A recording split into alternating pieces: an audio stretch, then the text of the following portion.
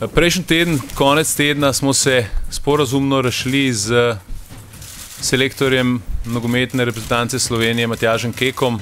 V tistem trenutku smo bili postavljeni pred veliko dilemo, koga postaviti za selektorja slovenske nogometne reprezentance, in po temeljitem premisleku in tudi mnenju strokovne komisije smo se odločili za Slavišo Stojanovića, v katerega verjamemo, da je sposoben slovensko reprezentanco voditi na vrhunskem nivoju. Zvezde so prižgane v mraku, pravo pot nam kažejo. Ni nas strah nikogar pred nami, ni nas strah. Zavedam se, da je naloga, pred katero stojim, zelo odgovorna in sem sigurno maksimalno pripravljen in motiviran, da jo speljem na najboljši možni način. V prvi vrsti moram analizirati obstoječe stanje, analizirati vse tekme, kot vam je znano.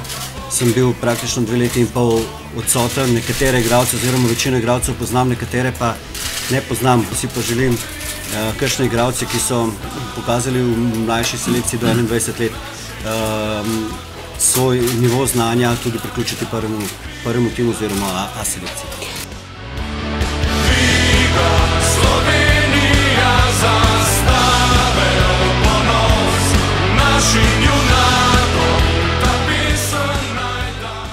Delo v reprezentanci je bistveno drugačno. Takrat, ko sem odšel, nisem točno vedel, kako in na kakšen način pristopiti k temu delu. Zdaj imam ogromno informacij, ker je le drugačen sistem treniranja, tako da mi je to sodelovanje s Srečkom Katancem bistveno pomagalo pri dojemanju dela v nacionalni selekciji.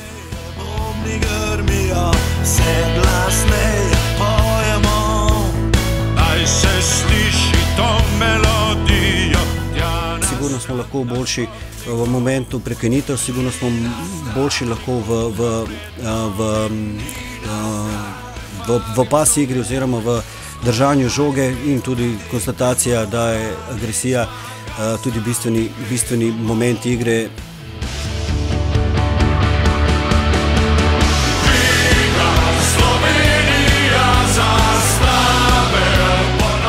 O finančnih podrobnostih ne bom govoril, ker je to stvar nogometne zveze in selektorja.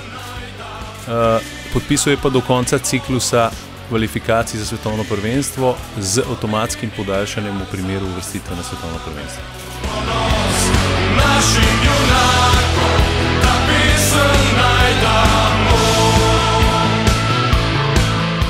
Želja je tudi moja, da se uvrstimo na tako veliko tekmovanje, predvsem ker je to tekmovanje tudi v deželi nogometa v Braziliji.